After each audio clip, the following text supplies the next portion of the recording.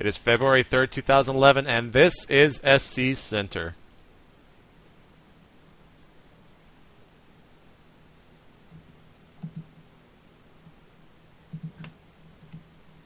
What's up, everyone? Welcome to SC Center, and you might be wondering what is SC Center. It's the SC2 review with a different name and a new co-host. What is going on, Patrick? Not much. For everyone who doesn't know me, I'm a writer over at SK, ESFI, and Gosu Gamers, and that's all. All right, so if you didn't know, Patrick actually did the SC Center a while back, and I believe you had to take it off for, you said it was for school reasons, or what did you get wrapped up in? I forget exactly. I got wrapped in actually writing, just other Starcraft-related projects, but I'm back now, ready to do it every day. Cool. So we will be bringing you guys the SC Center here every day, Monday through Friday, and of course on Friday we'll have the weekend edition, so tune in for that. And if this is your first time watching, the SC Center is just kind of a daily rundown of everything going on in StarCraft 2. So let's jump right into the tournaments for today on this Wednesday. We have an MYM versus AAA show match, which happened last night. And the reason we want to talk on this is because Mondragon actually played in that and lost to Kinsey from AAA 2-3. I'm not sure what race Kinsey does play. Do you happen to know, Patrick? I have no idea. Never even heard of him. It's just of note that Mondragon's back playing again. Yeah, so definitely check out the TL thread for that. You can find that in the description. We have the Go for SC2 number 78 is over with Joe, who not Show. I'm not mispronouncing that. Joe is some European. Do you happen to know anything about him? Because I know zero. No, I saw him. I don't know. It's strange seeing someone unknown come up and win something like that, but I don't know who he is. Yeah, he defeated Mana, so he must be pretty good. You can find more information about that. I believe the VODs are also up somewhere over on the ESL kind of circle jerk website that they do actually have. Yeah, good luck finding anything there. Moving right along, the Dubai Razor Q Club, I guess is how I'm going to pronounce it. The SC2 tournament is going on, I believe, later tonight, and it's a LAN-only tournament, so unless you're tuning in from Dubai right now, you won't be able to actually participate in that, but they will have a live stream up for that. You can find the link on Team Liquid in the event calendar, so tune in for that. I'm not sure if any big names are going to actually show up for that, but you never really know. We have the StarCraft League Week 4, Day 2, happening tonight, starting at 6 p.m. Central with 1 versus SPS, OD versus NRG at 8 p.m., and EG versus VVV Gaming at 10 p.m. Central Standard Time, so check that out. And yesterday I reported the HangWith.me showcase that went on, and we had Kiwikaki playing against Cats in that. Kiwikaki taking that 4-1, which really doesn't come to a surprise, as anyone, I think Kiwikaki is pretty much understood as the best player right now on Root, and Cat's really not up there with the rest of his team, but he did get the Pimpus Play Award for his Evo Chamber block. You definitely want to check out those replays. I believe those were casted by Total Biscuits, so it's always fun and entertaining when he is doing anything. The Craft Cup EU Light number 36 had Pomi from Roxas, I believe, winning first and Unique taking second. A little bit of an amateur tournament. I think that's what the Light actually signifies. I'm not sure when the next Craft Cup will be happening. That might be tomorrow. We'll have more news about that if so. The Go for SC2 January final had Demaga against Koss, and Demaga easily took the 3-0 victory there, earning himself 500 euros. I don't think those games were really that competitive. Maybe game 2, I think it was a little bit slower. I watched the casting over there done by Rotterdam and his co-caster, whose name escapes me. Do you happen to remember that, Patrick? No, I don't know who he is. Yeah, he's a German caster for ESL, so I don't really typically watch German casts, so I don't know who he is really.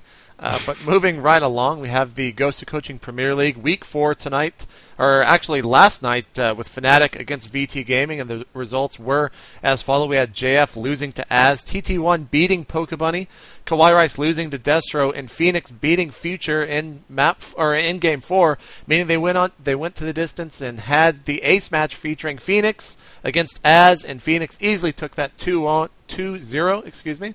And tonight, really the biggest match of the Gosu Coaching Premier League is going to be taking place with Team Liquid against Dignitas Gaming. The scheduled matches are as followed. We've got Tyler against Naniwa, Rhett against D-Killer, TLO against Select and Jinro against Show. Those are all mirror matches. It's going to be a night of mirror matches, and every single one of those really has the potential to be an incredible, incredible match. Out of all those matches, Patrick, who are you really looking forward to? I'm looking forward to see Rhett because he recently talked about how he's not sure about how he feels in Korea right now. Unless things go well for him soon, he might be leaving, actually. So I'm looking to see where he's at before he goes into GSL. Yeah, it's definitely going to be some exciting stuff. I can't wait to tune into that. I believe Diggity will be casting that. I'm not sure who his co-caster is going to be tonight. It might actually be In Control, but don't believe anything I'm saying because I might have just made that up. You can find more information on that tournament at gosucoaching.com and in the description below. Last night, Day 9 featured a game with unorthodox play, as he said, between Abver and Mana. It was a PVZ. You could tune into his Blip TV VOD over on his Blip TV channel, and also in the description. And yesterday we reported a ton of matches actually occurring at the Black Dragon League, my favorite tournament, simply because of the name. We had Damaga beating Naniwa, or no, excuse me, losing to Naniwa 1-2, and then beating White Raw 2-1. Goody versus Satini had Goody coming out on top. Nama against Damaga 2-1 with Nama winning that. Koss against White Raw with White Raw losing that 0-2.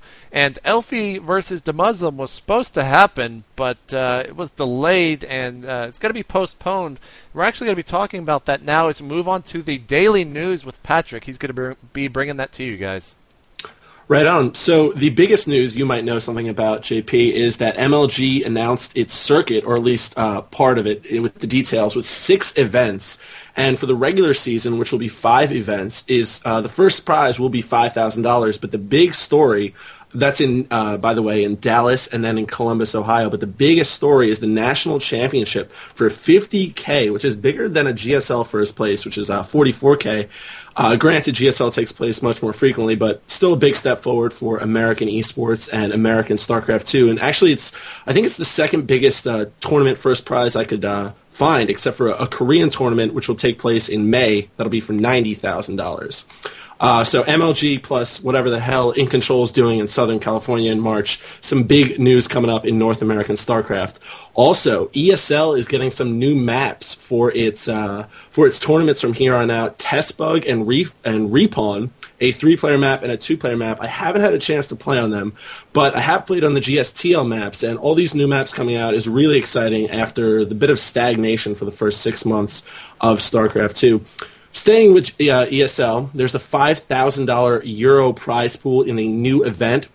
The way this is going to work is every week, Sennheiser, I believe that's how it's pronounced, is sponsoring a €100 event, and then it'll all culminate May 28th for a €3,400 event in Germany. It'll be LAN, and that'll be exciting for sure. ESL brings some good production value to their tournaments. Another big news from the last day is Boxer's Wings Episode 1 was translated by the awesome dudes over at Team Liquid. And this was the camera crew following around Boxer for his rebirth into StarCraft 2, into GSL.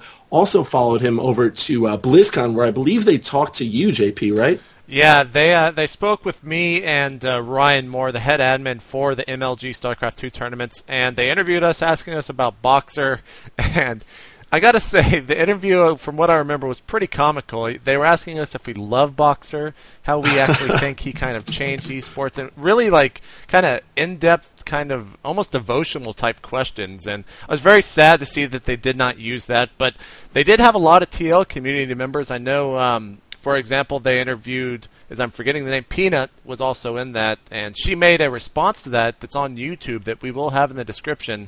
Did you happen to, you said you watched yesterday, you watched the entire Boxer Wings, right?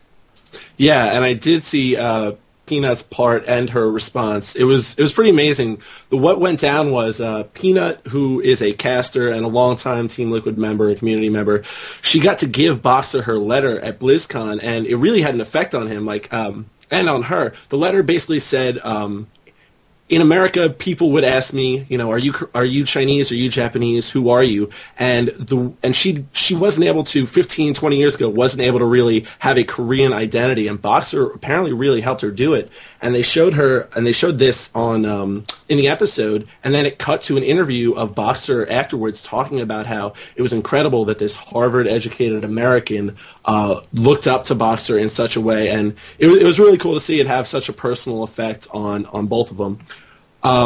Moving along, the Assembly LAN is coming up in Helsinki, Finland next weekend. Some big names will be there, but one who won't be there is DeMuslim, because DeMuslim and Rotterdam were out drinking. I'll spare you the gruesome details. They got into a fight drinking, and DeMuslim broke his arm and his wrist, I believe. He's going to miss the Assembly LAN. I don't think he's going to miss the IEM finals. We shall see. The big question is, will it heal fully? Will it heal well? That'll depend. I mean, that depends on a million things. Not least of all the doctor. That's gonna be interesting to see how he'll come back to that. Another big content release yesterday was Idra and Artosis had a 30-minute show called Imbalance, which those infested Archon posts that tries to be the Onion for StarCraft 2. If he had made a post about this, I would have believed it was parody for sure, because Idra and Artosis, the two most notorious dudes. I couldn't bring myself to watch it, but you did, right? Yeah, I actually tuned into that, and I gotta say, it's actually a really cool video. I mean, a lot of people are going to go in and expect to just see Artosis and Idris and they're bitching and moaning about how Zerg is underpowered and every other race is the better race, but they really got into some great in-depth kind of pro-only type discussion, and I think a lot of people can really learn so much from that, and I hope to see more and more from them. I'm pretty sure it was a huge hit, already getting around 100K views on Artosis' YouTube. You can check that out at youtube.com/ArtosisTV. Please do so. It was a great piece of content, and I hope to be seeing more in the future. Yeah, I think the general consensus was that Dan and Greg bought some pretty insightful talk, but as was easily predictable, a whole shitstorm blew up. The thread got closed. Yeah, I think Manifesto called it a nightmare thread. Yeah, he doesn't like it. He doesn't like Idra that much, I've heard. And I think that's why.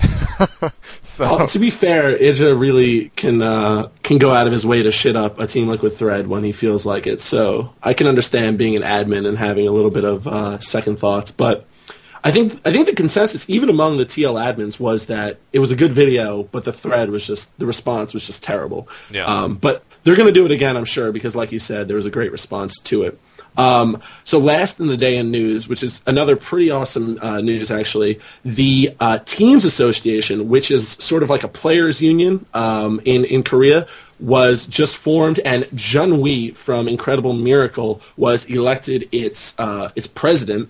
Now, I'm not exactly sure all of his duties, what'll be done. I believe it's a union of sorts, so the goal is to keep the players' best interests in mind, this and that. But his first act as president had nothing to do with that. Actually, it was a team blood drive with his team, Incredible Miracle, for the Brood War pro gamer Violet, who was recently diagnosed with acute leukemia. You might have noticed the little banner change on Team Liquid that is for Violet. So Junwee trying to do his best to help out a guy from even another game, which bodes well for his reign as president over there. That's all I've got, though. Yeah, it was good to see that. It's good to see really a player association over there in Korea. I mean, for so long it was really Kespa ruling everything, and now they've got a player in charge who can actually kind of voice his opinion for the actual players. It's good to see that. I hope we have something like that over here in the U.S. But we have changed the tip line here, as we are renaming to the SC Center, so you can send us tips at scctipline@gmail.com. No longer are we the SC2 review. Please put a date in the subject for that. It helps us organize things a little bit better. Thanks for tuning in to our first episode. We'll be back tomorrow with the SC Center Weekend Edition. You can follow me on Twitter at twitter.com/hitmejp. Where can they follow you at, Patrick? At ShoboPeon on Twitter. And there you go. Thanks for tuning in, guys. Tell people about the SC Center daily and subscribe to the YouTube channel. We'll see you guys later.